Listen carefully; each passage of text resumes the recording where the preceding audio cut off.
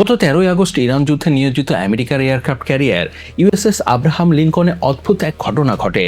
আমেরিকার কিছু সৈন্য এই জাহাজ থেকে সমুদ্রে লাফিয়ে পড়ে যায়, চারিদিকে কেওয়াজ শুরু হয়ে যায়। কিন্তু জাহাজে কোনো মিসাইল হামলা হয়নি, আগুনও লাগেনি। কিন্তু তারপরও এমনি এমনি সৈন্যরা সমুদ্রে ঝাঁপ দেয়। আমেরিকার 250 বছরের ইতিহাসে এমন ঘটনা আগে কখনোই হয়নি। তাই স্বাভাবিকভাবেই বিষয়টি বিশ্বের প্রায় সব সংবাদ মাধ্যমের নজর কাড়ে, তারা ফলাও করে ঘটনাটি প্রচারও করে। আমেরিকার সরকার যথাসাধ্য চেষ্টা করে বিষয়টি গোপন রাখার জন্য। এমনকি সাংবাদিকরা যখন আমেরিকার যুদ্ধমন্ত্রী পিট হেগসেথকে এই বিষয়ে প্রশ্ন করে, তখন সে পুরো ঘটনাটি অস্বীকার করে, বলে পুরো বিষয়টি নাকি মন গড়া কাহিনী, মিডিয়া এটিকে ভুলভাবে উপস্থাপন করছে। Completely misrepresented. Listen, we make sure at every ship, every crew, every captain has everything we can provide them at every single moment. কিন্তু আমেরিকার মিডিয়া তো আর বাংলাদেশের মিডিয়ার মতো না যে সরকার থেকে একটু ধমক শুনলো আর লেজ গুটিয়ে চুপচাপ বসে পড়বে। তাই আমেরিকার CNN, গার্ডিয়ান, ওয়াশিংটন ডিসির মতো পত্রিকা খুঁজে দেখার চেষ্টা করে আসলে ঠিক কি ঘটেছিল। আর বিশ্বাস করুন, তারা যা খুঁজে পায় তা অত্যন্ত ভয়ঙ্কর। তারা খুঁজে পায় দীর্ঘ যুদ্ধের ফলে আমেরিকার সেনাবাহিনী নাকি হতাশ, এতটাই হতাশ যে তারা এখন বিদ্রোহ করছে, সমুদ্রে ঝাঁপিয়ে পড়ার চেষ্টা করছে, তাও একবার না বারবার। Conditions aboard the USS Abraham Lincoln have allegedly become so dire that sailors are trying to jump overboard. আর এটি ডোনাল্ড ট্রাম্পের জন্য এক বড় দুঃসংবাদ, কারণ আমেরিকার সেনাবাহিনী আর 10টা সেনাবাহিনীর মতো নয়। এটি বিশ্বের সর্ববৃহৎ ও শক্তিশালী সেনাবাহিনী। বর্তমানে প্রায় 80টি দেশের 750টিরও বেশি সামরিক বেস থেকে আমেরিকার সেনাবাহিনী পুরো বিশ্বকে নিয়ন্ত্রণ করে। কিন্তু এত বিশাল সেনাবাহিনী হওয়া সত্ত্বেও আমেরিকার সেনাবাহিনীর শৃঙ্খলা অসাধারণ। তাই আমেরিকার সেনাবাহিনী কখনোই কু করেনি, বিদ্রোহ করেনি। তারা সবসময় কমান্ডের প্রতি অনুগত থেকেছে। কিন্তু এখন সেই সেনাবাহিনী বিদ্রোহ করছে, তাও একবার না 6 মাসের ভিতরে দুইবার। আপনাদের নিশ্চয়ই মনে আছে, গত মার্চে ইরান যুদ্ধে নিয়োজিত আমেরিকার আরও একটি এয়ারক্রাফট ক্যারিয়ার ইউএসএস জেরার্ড ফোর্ডে আগুন লাগে। সেই আগুন এতটাই ভয়াবহ ছিল যে তা নেভাতে 30 ঘন্টা পর্যন্ত সময় লেগে যায়। আর ক্যারিয়ার এতটাই ক্ষতিগ্রস্ত হয় যে তা ইরান যুদ্ধ থেকে সরিয়ে গ্রিসে নিয়ে যাওয়া হয়। সরকার থেকে বলা হয় লন্ড্রি রুম থেকে আগুনের এই সূত্রপাত। কিন্তু সেই আগুন কিভাবে ও কেন লাগলো তা নিয়ে আমেরিকার সরকার কিছুই বলে না। পরবর্তীতে নিউ ইয়র্ক পোস্টের এক প্রতিবেদনে উঠে আসে দীর্ঘ যুদ্ধের হতাশা থেকে জাহাজের সৈন্যরা ইচ্ছে করে আগুন লাগিয়ে দেয়। তা এখন প্রশ্ন উঠতে শুরু করেছে, কেন কেন আমেরিকার সৈন্যরা এমন করছে? এমন তো না আমেরিকার সৈন্যরা এই প্রথম যুদ্ধ করছে, তারা তো সব সময় যুদ্ধ করে। বিশ্বের কোনো না কোনো প্রান্তে আমেরিকার সৈন্য যুদ্ধ করতেই থাকে। তাহলে এখন যুদ্ধ নিয়ে আমেরিকার সৈন্যরা কেন হতাশ এতটাই যে তারা বিদ্রোহ করছে? সামরিক বিশেষজ্ঞরা এর জন্য ডোনাল্ড ট্রাম্পের সরকারের অদক্ষতাকেই দায়ী করছে। তাদের মতে ট্রাম্প সরকারের ভুল নীতির কারণে সেনাবাহিনীকে চরম মূল্য দিতে হচ্ছে।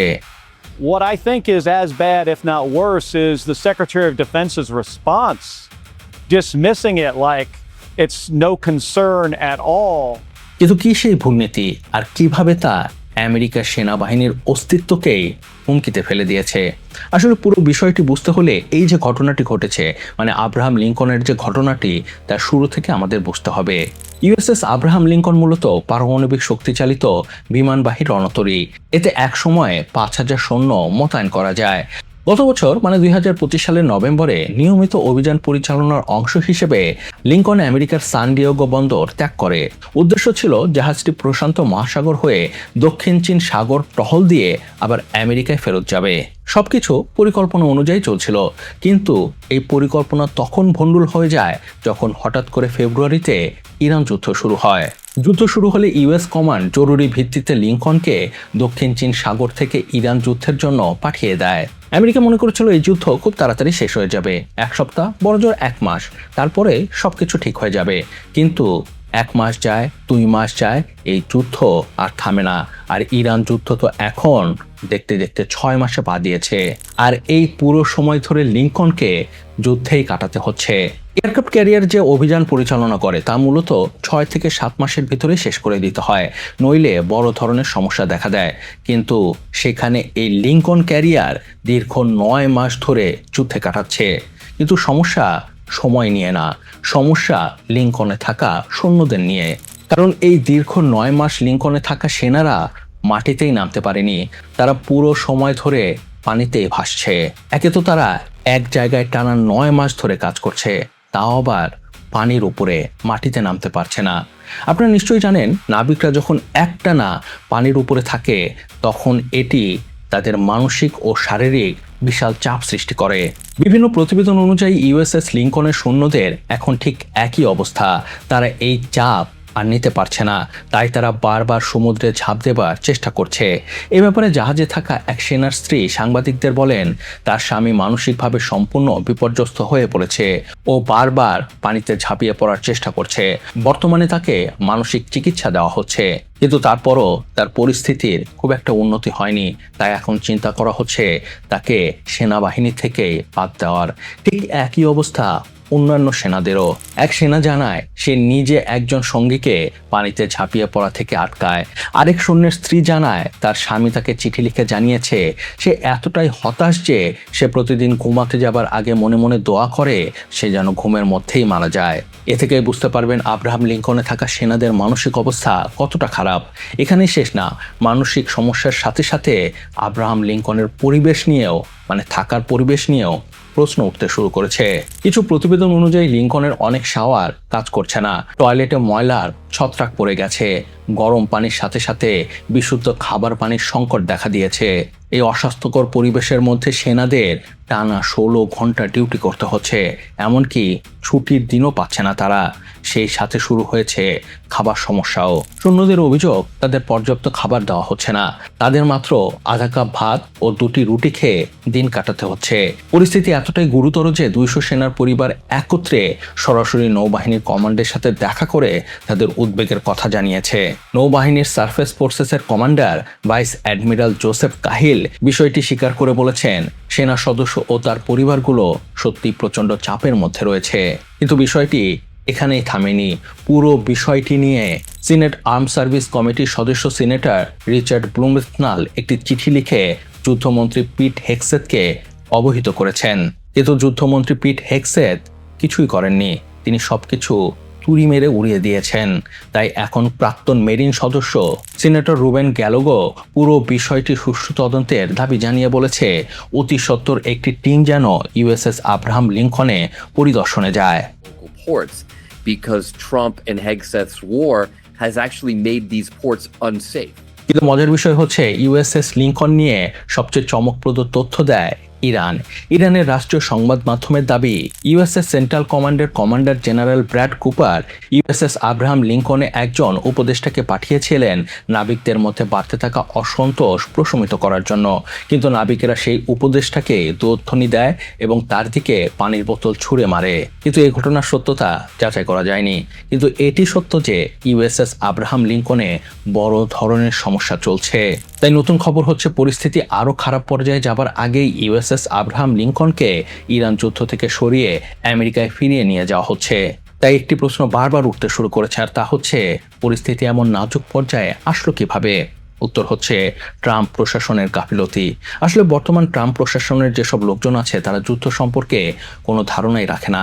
তারা মনে করে যুদ্ধ খুব সহজ। তারা বুঝতেই চায় না ওয়ার নিউট্রিশন কি জিনিস, তারা বুঝতেই চায় না সেনা সদস্যরাও মানুষ, তারা বুঝতেই চায় না যুদ্ধ কোনো ছেলে খেলা নয়। যুদ্ধ দূর থেকে সুন্দর লাগে, কিন্তু যারা যুদ্ধ করে তারা জানে এটি মনের উপর কতটা চাপ তৈরি করে। সেই মানসিক চাপ আরও বেড়ে যায় যখন যুদ্ধটি হয় উদ্দেশ্যহীন। আপনারা তো জানেন আমেরিকা ইরান যুদ্ধ কেন করছে, সেই উত্তর আজ পর্যন্ত ট্রাম্প দিতে পারেনি। তাই যা হবার তাই হচ্ছে। এমন না যে আমেরিকার যে কমান্ডাররা আছে, যারা বড় বড় সামরিক জেনারেল আছে, তারা বিষয়টি বোঝে না, তারা বিষয়টি বোঝে। তাই তারা বারবার ট্রাম্প প্রশাসনকে সতর্ক করেছে, বুঝিয়ে বলার চেষ্টা করেছে। কিন্তু ট্রাম্প প্রশাসন কারো কথাই শোনেনি। বিশেষ করে ওয়ার মন্ত্রী পিট হেগসেথ, তাকে সত্যি কথা বলতে গেলে পরিণাম হয়েছে খুবই খারাপ। জেনারেলদের বহিষ্কার করা হয়েছে। ইরান যুদ্ধ শুরু হওয়ার পর থেকে এখন পর্যন্ত পিট হেগসেথ 24 জন জেনারেলকে চাকরিচ্যুত করেছে। তাই এখন চাকরি হারানোর ভয়ে কেউ কিছু আর বলে না। আর এর পরিণাম হয়েছে ভয়াবহ। এর পরিণাম হয়েছে আমেরিকার সেনাবাহিনীর মনোবল আজ তলানিতে, এতটাই তলানিতে যে তারা এখন বিদ্রোহ করছে, সমুদ্রে ঝাঁপ দিয়ে পড়ে আত্মহত্যার চেষ্টা করছে। আর এমন চলতে থাকলে আমেরিকার জন্য সামনে অনেক খারাপ সময় অপেক্ষা করছে।